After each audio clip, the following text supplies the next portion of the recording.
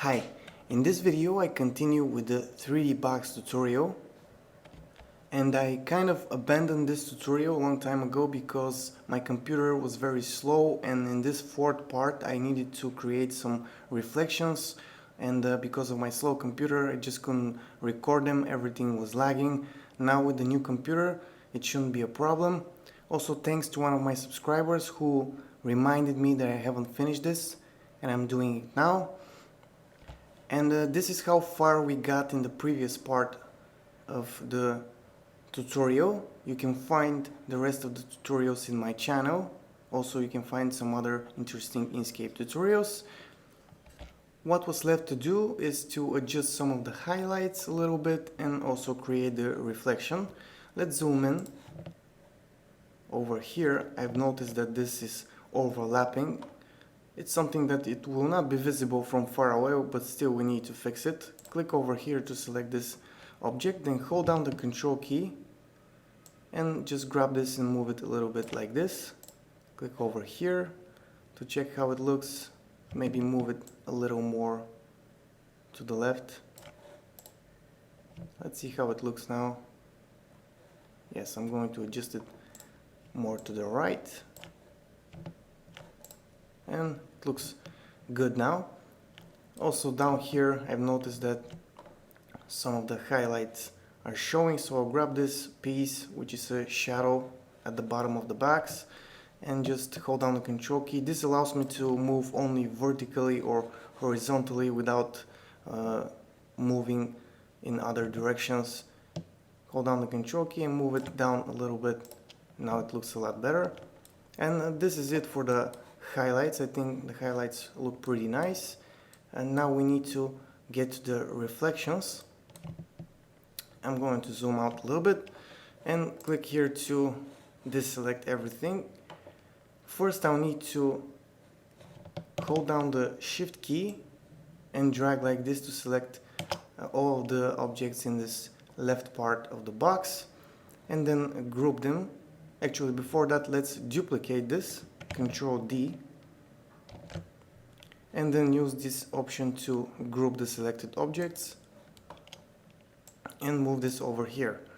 Now I'm going to use this option to flip it on the vertical axis and then bring it down over here. Now you see, because of the perspective, this is not fitting well. If it was horizontal it will be easy to make a reflection, but this part we need to adjust it a little bit. I'm going to click on it one more time, and this will give me these handles here which allow me to skew the selection, and just drag like this. Let's move it up a little bit. Click one more time and try to adjust this. Zoom in. Click one more time to get the handles and adjust this. Let's see how it looks now. It's almost perfect. It's good enough. And let's do the same with the other part of the box here. Hold down the shift key, select this, Control D to duplicate it, and group. Also you can use the Control G shortcut. Move it over here.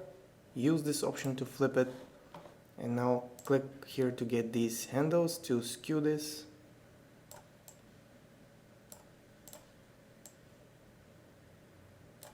Let's see how this looks.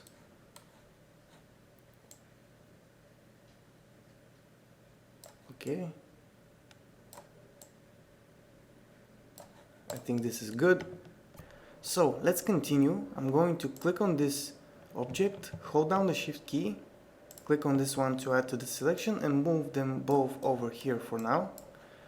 Click away and select only this piece, zoom in a little bit and bring them closer together.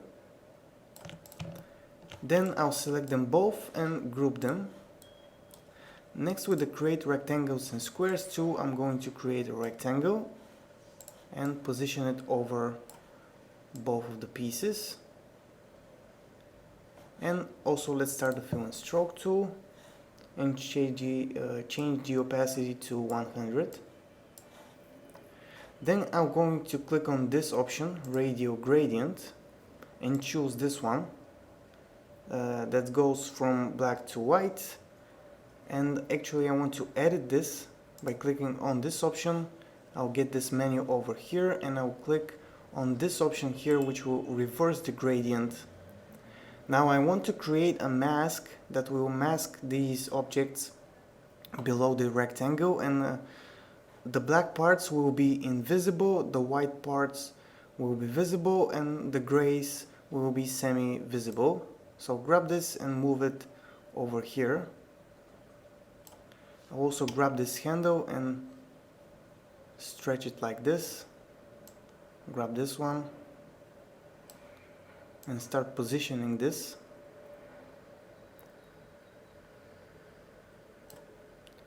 Let's stretch it a little more. Now to see how it's going to look, we can select all of these. Select the black rectangle with the gradient actually and the object below it. Go to Object, Mask, Set, and we can see how this is going to look. Let's undo this with Ctrl Z and edit the gradient a little more. Push it to this side. Drag it maybe a little bit more like this. Let's see how this is going to look. Object, Mask, Set. Maybe adjust it a little more. Ctrl Z to undo. Grab this tool. Move it a bit towards here. Let's see how this is going to look. And this looks pretty good. Let's grab it and move it over here. Let's also adjust the background here, make it a bit bigger. Zoom in so we can adjust this piece.